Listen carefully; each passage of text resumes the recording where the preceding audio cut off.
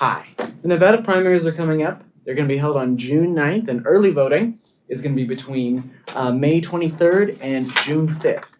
If you are early voting, you would submit one of these mail-in ballots and post it, put it in your mail, or drop it off in any of the in-person voting locations between now and June 9th. This is what a Democratic ballot looks like, though the order of the candidates in here is going to look different for you. So it's because a lot of people who do not know who to vote for just vote for the first person alphabetically. As to not give anyone with a, let's say, a name, such as me, an advantage, they randomize the order of who gets where on the ballot.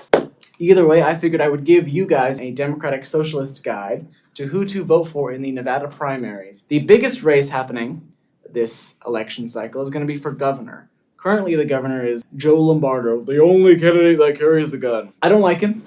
I doubt a lot of you do either. There are currently two major people who are running for the Democratic Party to unseat him. It is going to be the frontrunner, Aaron Ford. He's the current Attorney General, and he has filed many successful cases against the Trump administration for the state of Nevada. There is another candidate who's also running under the Democratic Party. Her name is Alexis Hill. She is going to be much more the Democratic Socialist lane of the Democratic Party. She is currently the county commissioner for Washoe County, so that's up in Reno, and she is a leftist candidate with a lot of great policies in mind. She wants to end the tax cuts that companies like Tesla pay up in northern Nevada, where they have basically a super factory to make cars, and they pay no taxes for it. She wants to create a new tax code in Nevada, which will fundamentally change how we tax billionaires and large corporations, which is very important because we have a lot of them here, such as all the casinos. She is a great choice to vote for in the governor race. All 435 members of Congress are also up for re-election, as they are every 2 years. 3 out of 4 of our congressional seats. The map looks a little bit like this. Voila. What do I do with my hands here? Am I supposed to go it's like a game show? I go whatever. This is what it looks like. We have 4 districts in Nevada, 3 Democrat and 1 Republican. Gerrymandering has been a popular subject to talk about in American politics, especially during this election cycle, as what's happening in California and Texas and across the nation. Nevada is a gerrymandered state. We are gerrymandered to secure 3 Democratic wins and 1 Republican win. That's the way it was designed and the way it has continued to work for a very long time. For example, the second seat in Congress, which is Republican, has been Republican since it was created in 1980 and has never been Democrat once. That is intentionally by design. District 1 is represented by Dina Titus. She is 76 years old. Looks a little bit like that. Hi, Dina Titus. She is 76 years old. She has served the Las Vegas community well, though I believe it's time for her to retire. She voted for the Laken-Riley Act, which allows ICE to racially profile you and requires police forces to basically alert you to ICE if you are an undocumented immigrant who is arrested for certain crimes. Basically, it allowed the Trump administration to really bolster its immigration efforts. Outside of that, she also blocked her staff from unionizing. There are 2 Democratic Socialist candidates that are running to unseat Dina Titus in District 1. The first one is Gabriel Cornejo. I actually met him. He was petitioning in Free Speech Alley at UNLV, and I walked by and I spoke to him for about 10 minutes, and we had a lovely chat about both of our concerns for the nation at large. He wants to implement a lot of Zohran Mamdani's policies for Las Vegas, as well as nationally. He wants to tax the billionaires. He wants to create what he calls a freedom dividend, which is a universal basic income of $1,000 a month, and he wants universal health care. He seemed like a cool guy. I really liked him. The other candidate, who is a Democratic Socialist running to unseat Dina Titus, her name is Joy Hoover. She is a very interesting lady. She has a TED Talk, actually. Hi, Ted. My name's Top. She talked about how she started an organization called the Cupcake Girls. It has served the Las Vegas community for 15 years, helping women and men in the adult entertainment industry, sex workers, porn actors. It was called the Cupcake Girls because they would take cupcakes to sex workers and they would offer them cupcakes and then also see how they could help them. Seems like a pretty cool lady. I love her hats.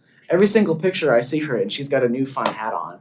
I love that for her. She seems like a goofy gal, but outside of that, she also is vowing to impeach Trump. She signed a pact with a bunch of other congressional candidates that are agreeing basically to implement a lot of liberal policies into Congress, such as taxing billionaires and not taking money from AIPAC. And she is also a great candidate to vote for in District 1. My recommendation as a Democratic Socialist for Nevada's 2nd District is Teresa Benitez Thompson. Nevada's 2nd District is a very interesting one. Currently, the representative is Marco Modi.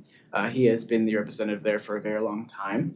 Whenever an incumbent steps down, like how Marco Modi is stepping down after this term, a lot of candidates from both sides come out of the woodwork to try and run for office because it is a very coveted position to be a congressional representative.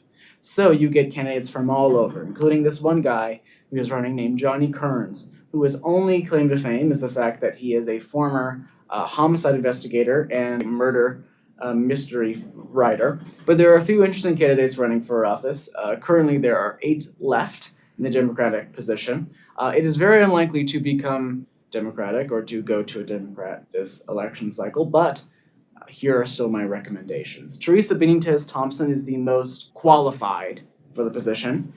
She's held many positions in local office in Northern Nevada. She is a Democratic Socialist who is running on a policy of taxing the billionaire corporations in Northern Nevada. Outside of her, the other front runner is a guy named Greg Kidd. He ran as a Republican against Marco Modi in 2024 and actually won 36% of the vote in the 2024 election, which is quite substantial, I will say.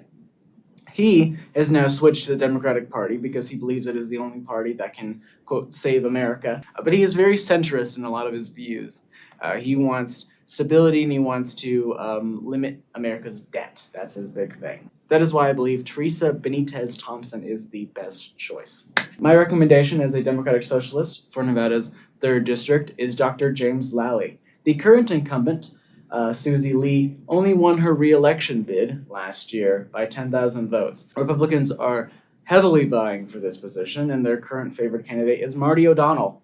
Looks like this guy, who is a video game composer and Trump-backed, which I think is very weird, but go off, I guess. Susie Lee is more than likely to win this Democratic nomination, though I don't believe she is the right candidate for office. I like Dr. James Lally more.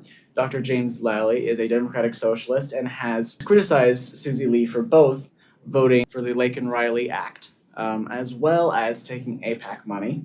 And Susie Lee, interestingly enough, was one of only a few Democrats who chose to condemn the International Criminal Court when they put out a warrant for the arrest of Benjamin Netanyahu. So she is very pro-Israel. I'm not a big fan of Susie Lee. She is actually my representative. I will be voting for James Lally for Congress. You know, Susie Lee's not the best, but she's not the worst. Just being honest. I mean, she's a Democrat, but she's very establishment Democrat. She fought for reproductive rights in Nevada, so that's pretty cool. But, you know, really, she's just not what Nevada needs to actually be an affordable state. And I will also say, for Nevada's 4th District, Stephen Horsford is the current Democratic nominee and the incumbent. He is running unopposed in Nevada's election. So there's no other candidate running against him in the Democratic position. If you were to receive a Democratic ballot, such as this one, for District 4, the only person that would come up is Stephen Horsford. I guess I should tell people why you should listen to me. Why should you listen to these recommendations from me? Well, I am a political science student in my 3rd year at the University of Nevada, Las Vegas, where I'm actually recording this in their, recording booth. Outside of that, I like to keep in touch with local and national politics. It's my thing. I freaking love it. If you are also a leftist or a Democratic Socialist and you live in Nevada, then take these recommendations and, maybe vote for these people. Because I think it's important to vote for not necessarily even third-party candidates, but to vote for candidates that aren't necessarily the front runner because it's healthy competition. It inspires candidates to go more towards the left, even if they are not the ones who ultimately win. Every candidate that I recommended for you today is very unlikely to actually win the Democratic nomination. Incumbents win over 80% of the time. It's ridiculous. It's just the way it is. And it's very interesting to me because nationally, if you ask people, do they like Congress as a whole? Do they think they're doing a good job? They almost always say no matter which party. But if you ask them about your local representative, they almost always say yes. I think I've done everything I need to do for this video. It's I hope 8 so. p.m. Let's see if I can edit Do it. you know I just where need to your learn how to pussy kind of green is? screen my shit. I'm starting a podcast. It's called Say It Straight, and I think it's gonna be a pretty good time. So I think you should listen to it when it finally releases after I, Stop being lazy and get off my ass. But that's it. Ba-da-ba-ba-ba-ba-ba. Did you pray today?